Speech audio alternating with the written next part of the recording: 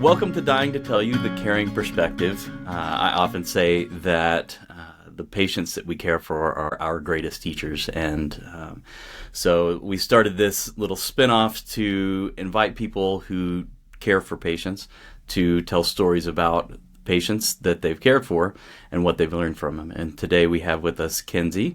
And maybe, Kenzi, you can tell us who you are and where you are and what you're doing. I'm Kenzi. I'm a nurse practitioner. I own a hospice in Sacramento, California. I started my nursing career as a CNA, and then an LVN, RN, and now nurse practitioner. I own multiple healthcare companies, but I'm a very passionate advocate for end-of-life care. Awesome. That's a lot of schooling, a lot of training. Yeah. Yeah, but I think I wouldn't do it any other way. And the reason why I say that is because I think having worked in every level of nursing care that there is has made me uniquely qualified to run a healthcare company. Mm-hmm, Is mm-hmm. I mean, for the most part, nurses are the ones providing the hands-on care to the patients.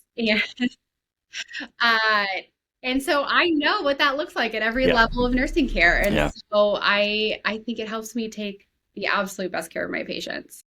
I was going backpacking with a buddy of mine who's a physician, and he has had a bunch of physician friends going with us. And my wife said, "Oh well, if anything happens, you'll be like well cared for, you know." You're in good company. And I said, "Well, no, there's a bunch of people that can diagnose me, but they haven't done anything hands on in years. You know, we need a nurse to come with us if we want some care." Hey, you should So. have invited me. I was actually in Colorado like a week and a half ago. Oh no, this was years ago. Oh, okay. Um, well, you were in Colorado and you didn't I say was. hi. Colorado Springs. Oh, nice. Yeah. Um, all right, so tell us a story. Yeah. What do you Okay. got? I'm throwing it way back to my CNA days. And I started my nursing career, obviously, I said this as a CNA.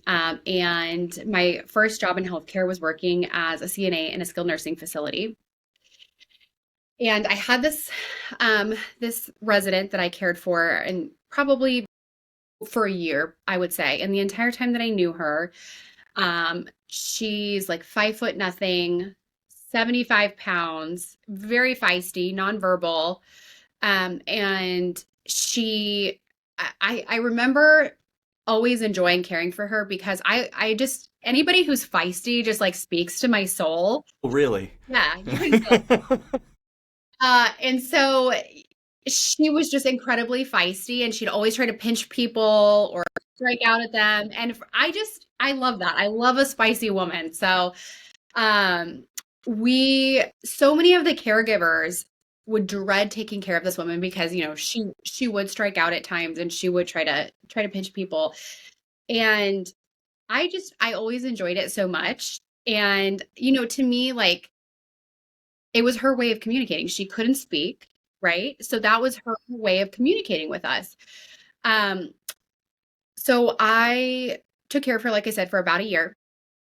And I was working the PM shift. I went to college during the morning and then went in and did my shift in the afternoon. And I got there and she was up in her wheelchair in the dining room. And I happened to be caring for her that day. And I walked in and I said, "Hi, I'm here. I'm just checking on you." And she looked at me and said, "Sit down." Clear as day. I had never heard this woman speak a day in my life. And so I did. I sat down. Yeah, I "How are you guess. doing today?" I was so shocked. And I mean, I'm like Right.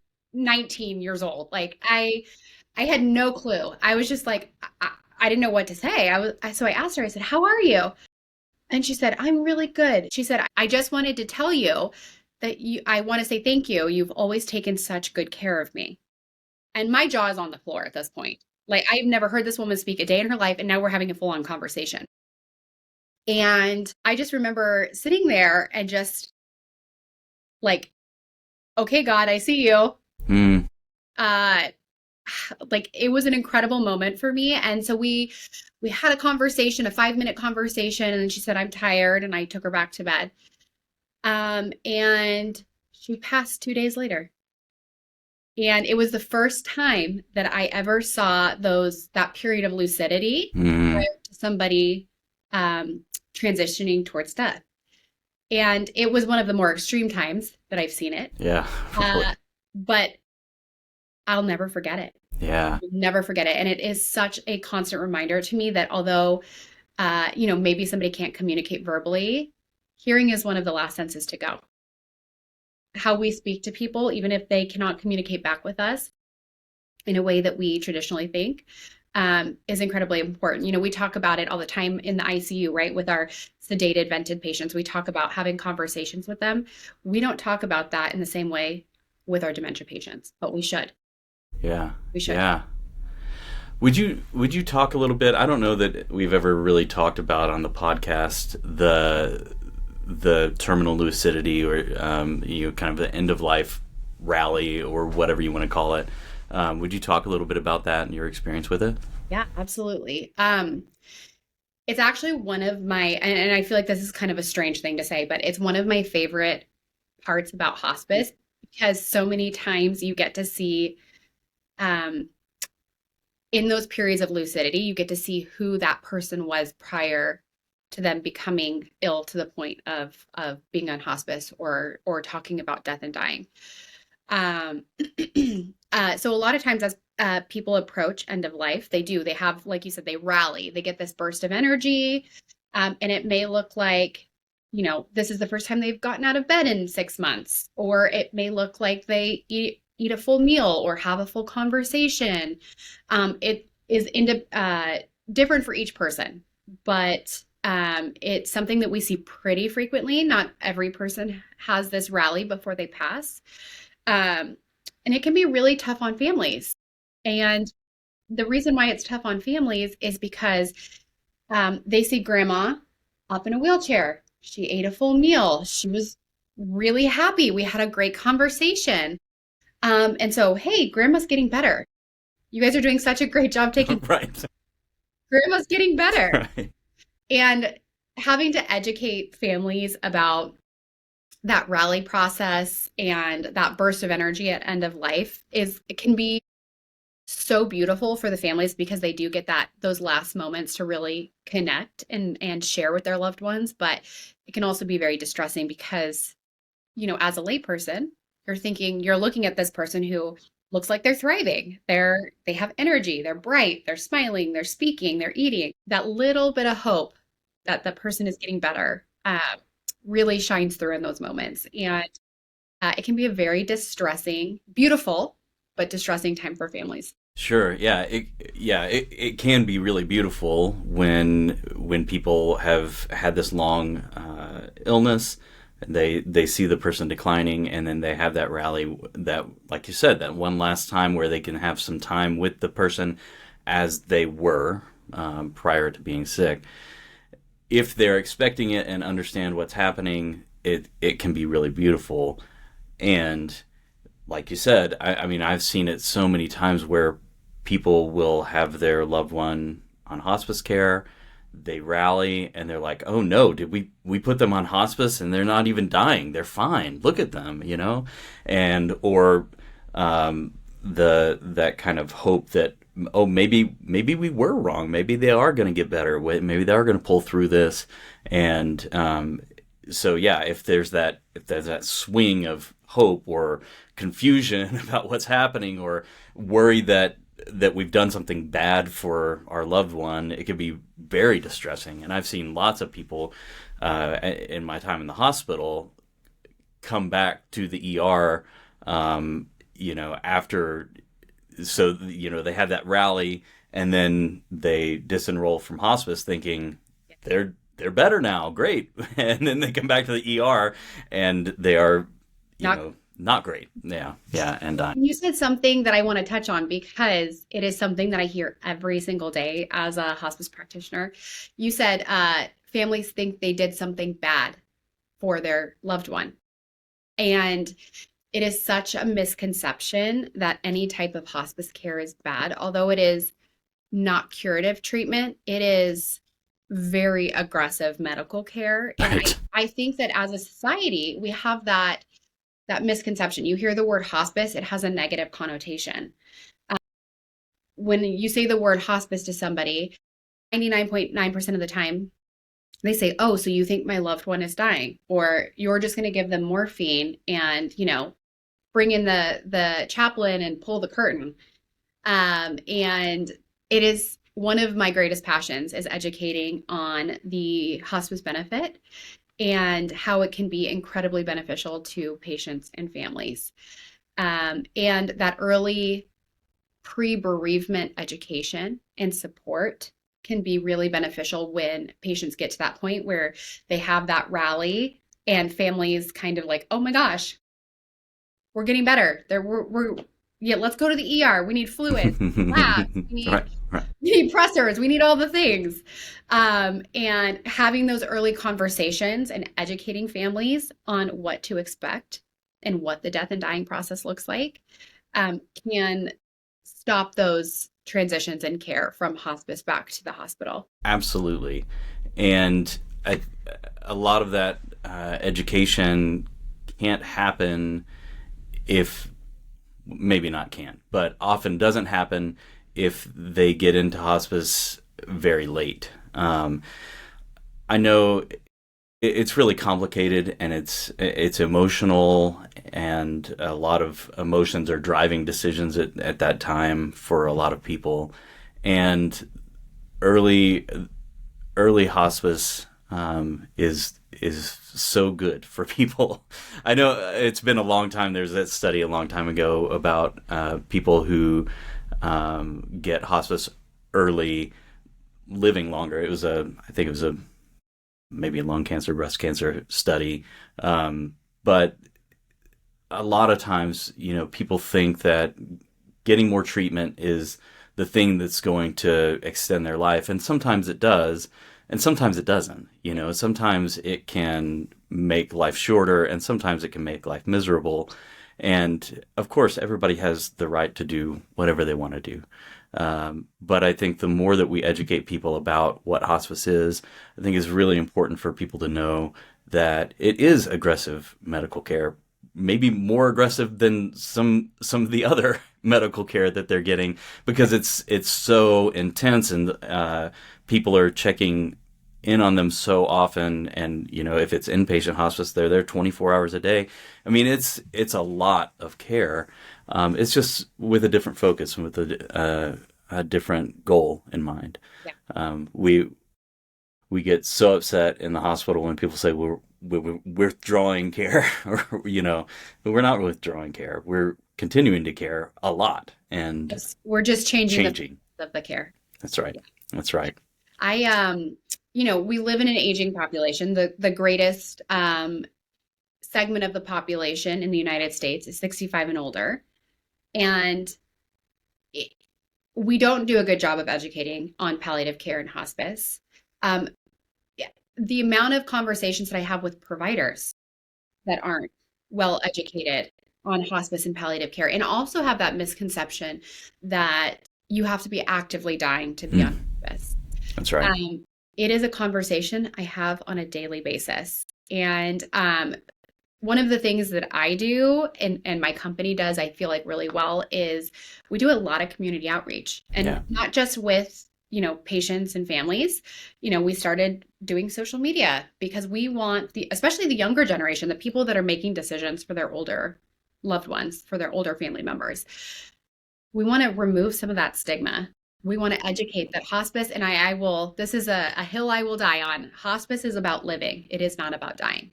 Absolutely. Yeah. And that's the point of this podcast in general.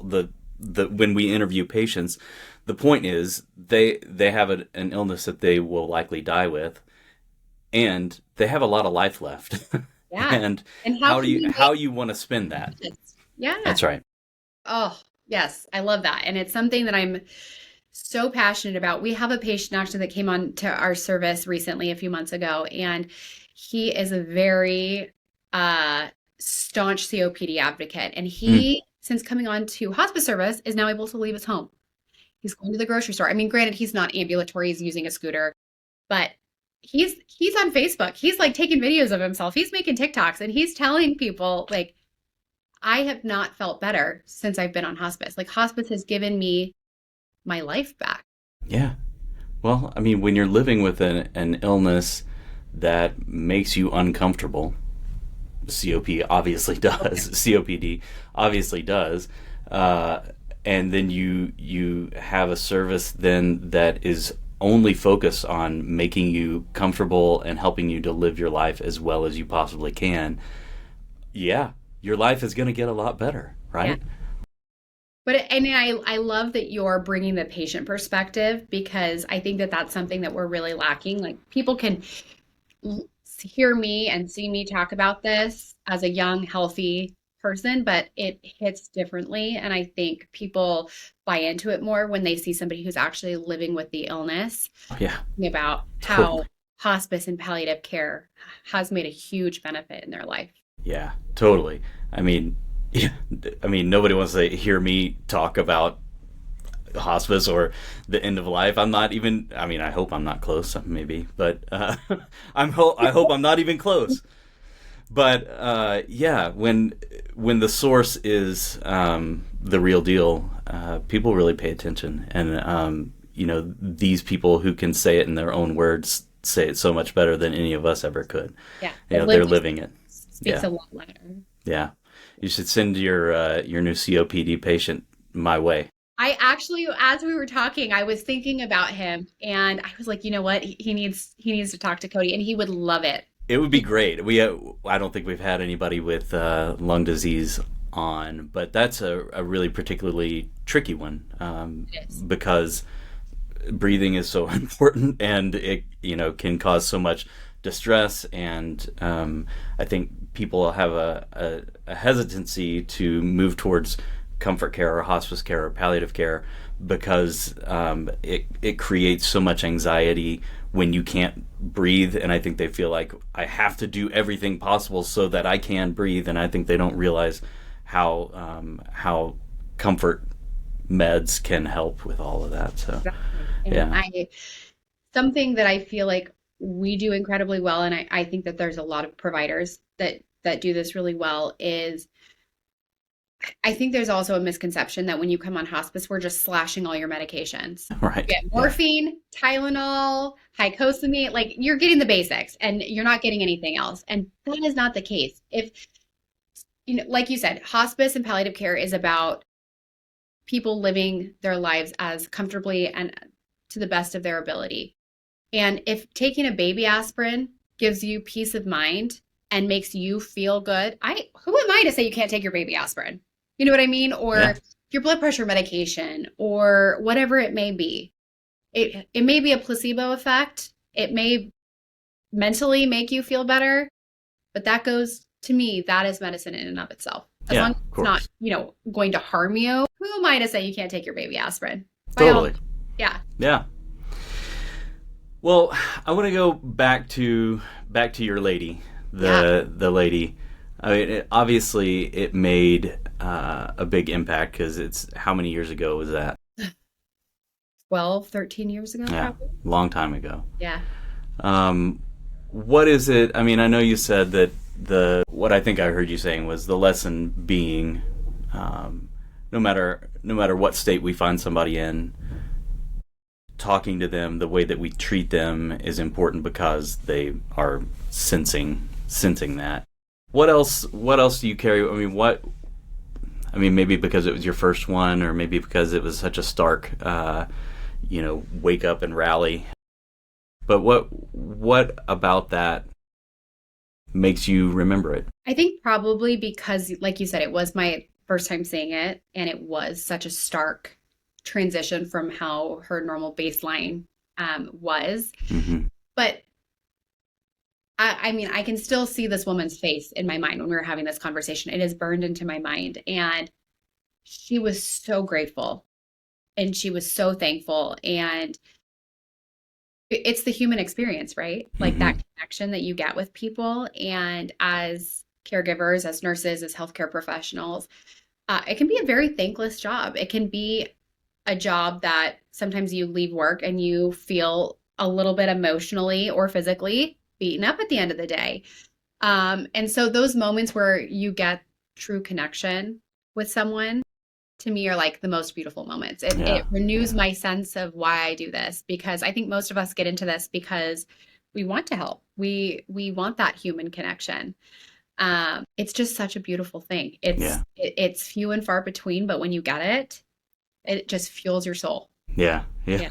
I tell people a lot of times, I really only need one thank you a month. If I can get one a month, then I feel good about it. It sustains you. Yeah. Yeah.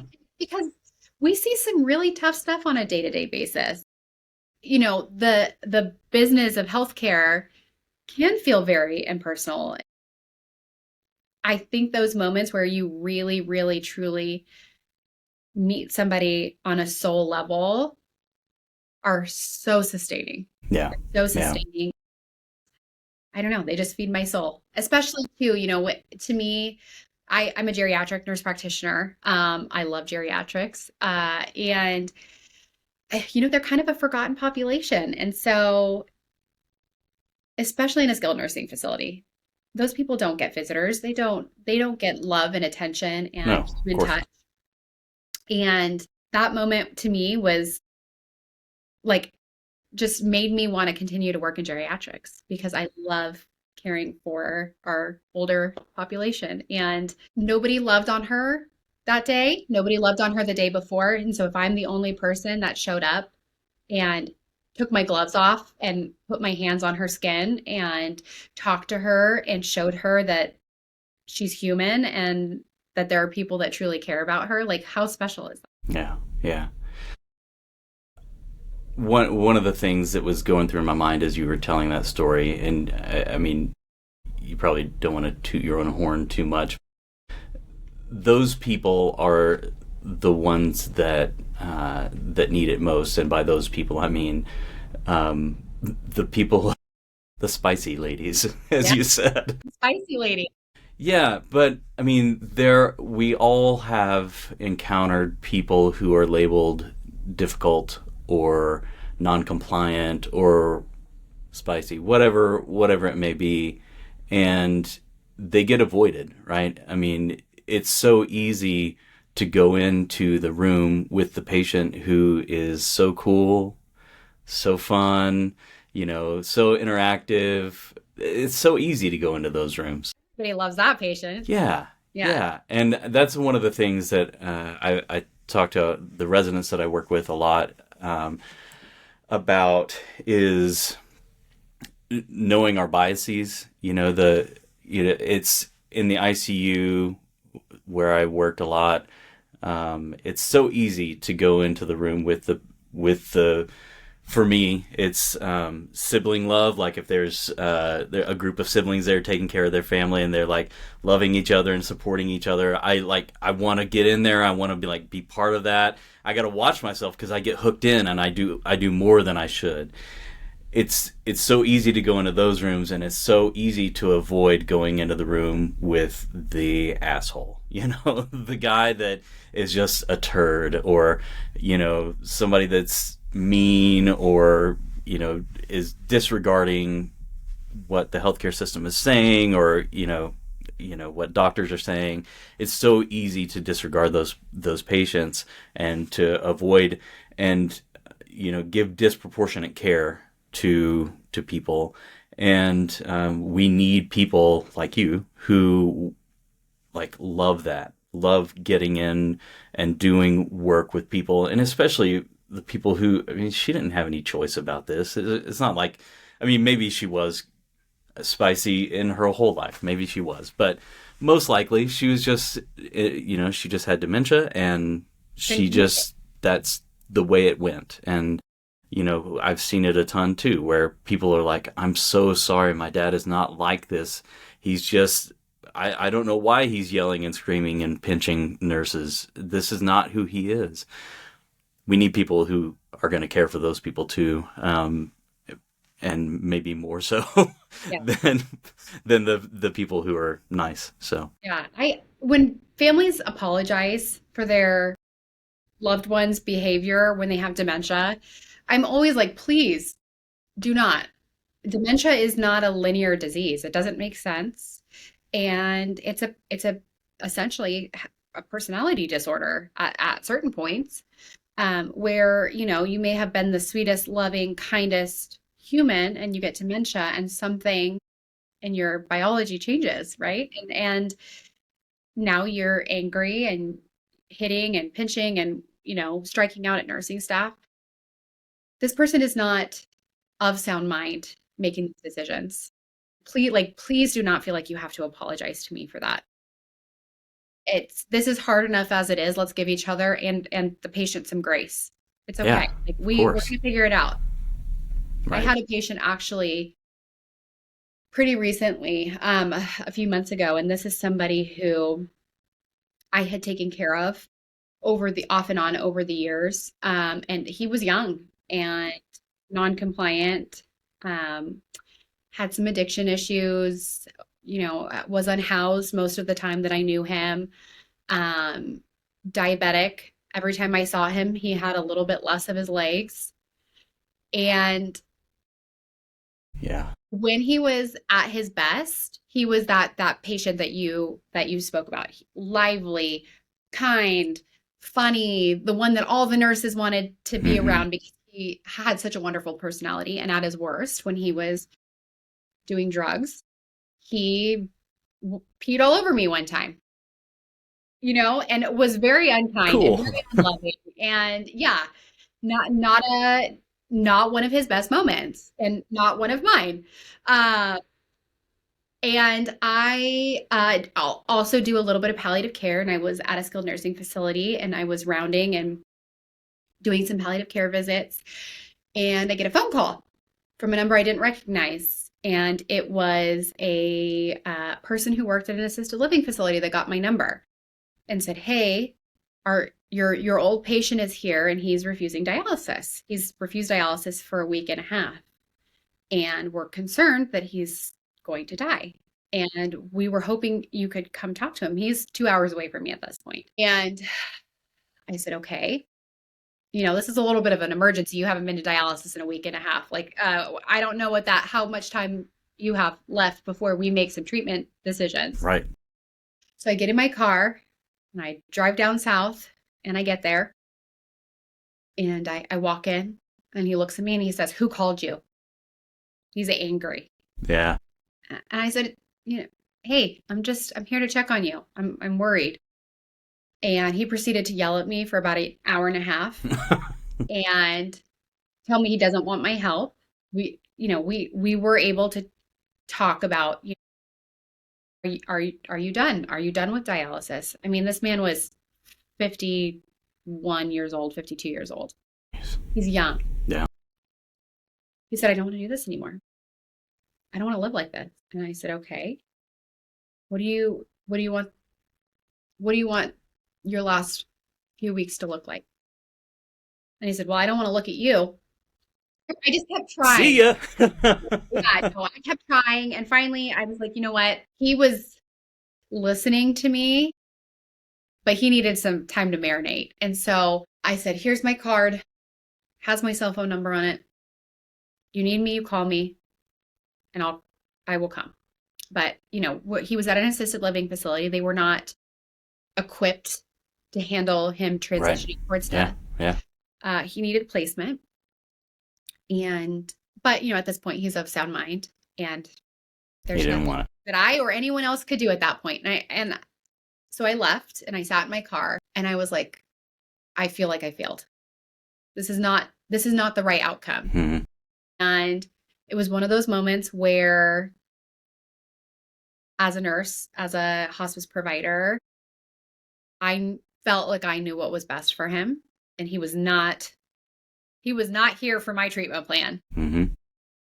And I left that day and I drove back to Sacramento and I just felt defeated.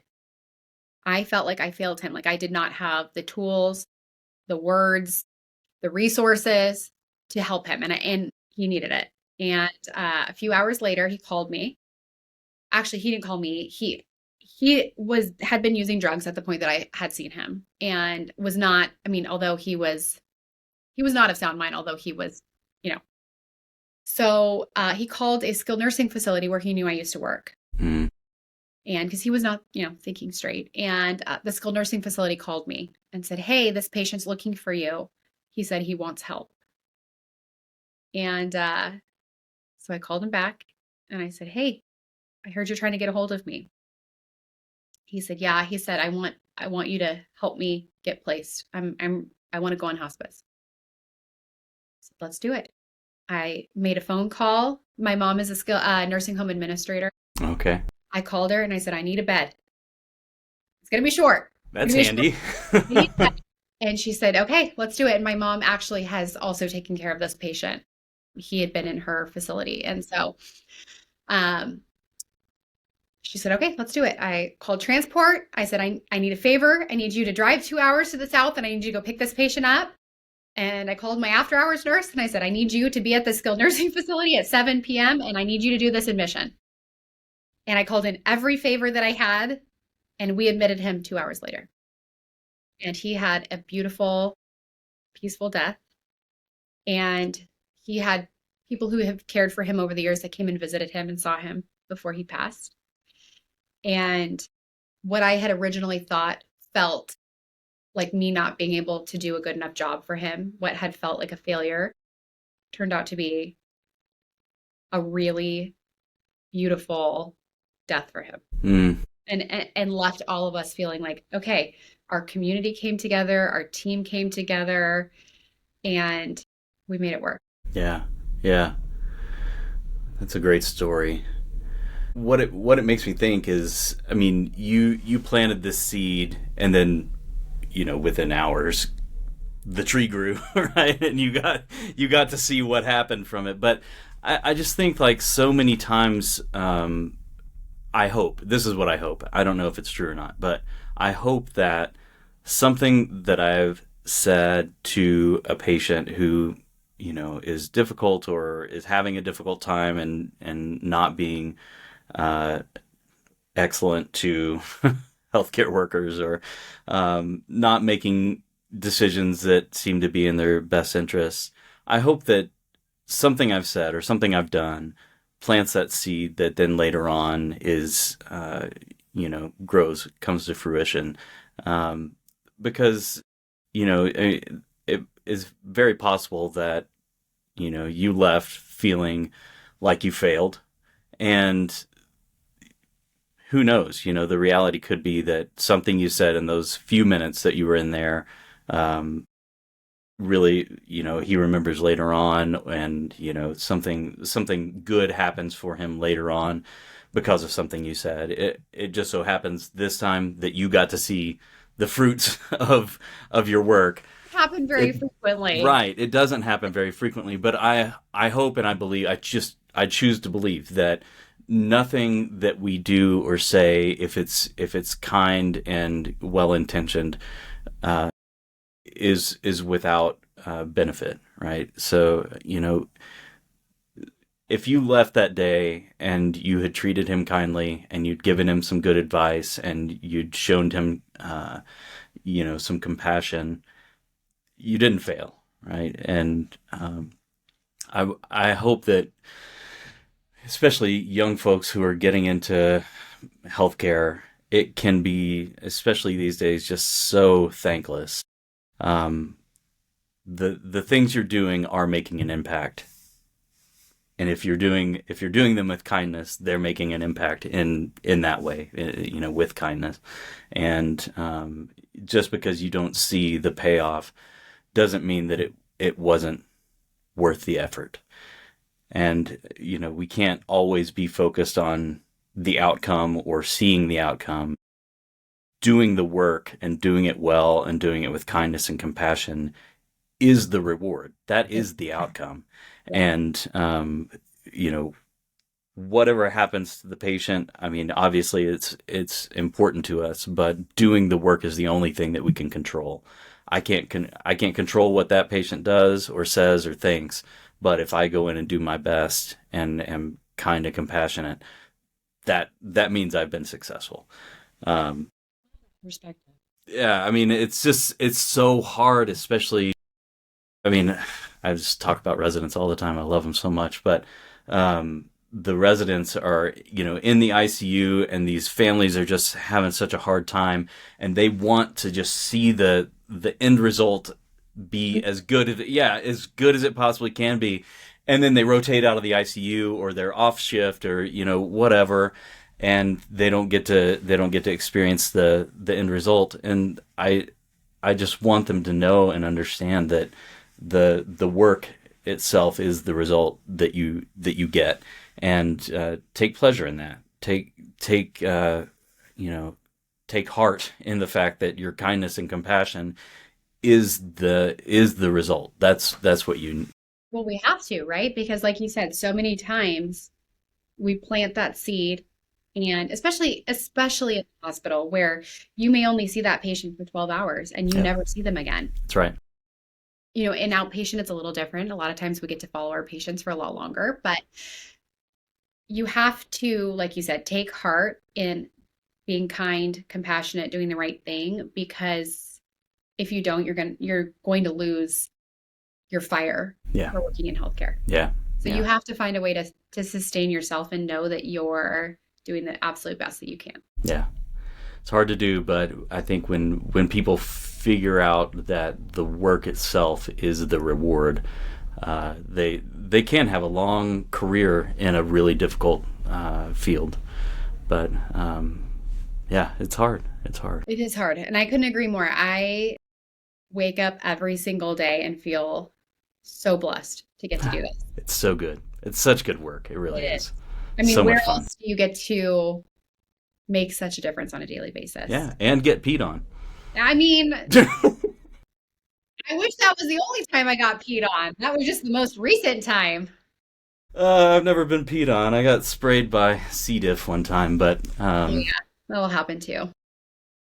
Well, thank you so much, Kenzi. This has been great. Tell people where they can find you. Plug your hospice and your social media and stuff. Yeah, absolutely. So you can find us, Monarch Hospice and Palliative Care in Sacramento.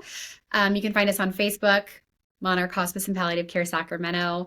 You can find us on Instagram at Monarch Hospice Care. You can find us on TikTok, Monarch Hospice Care. And you can find us on LinkedIn at Monarch Hospice Care Sacramento. And then you can follow me at Healing with Hustle on Instagram and TikTok. Cool. Well, thank you so much. Have a lovely Sunday afternoon. You too. Thanks, Cody.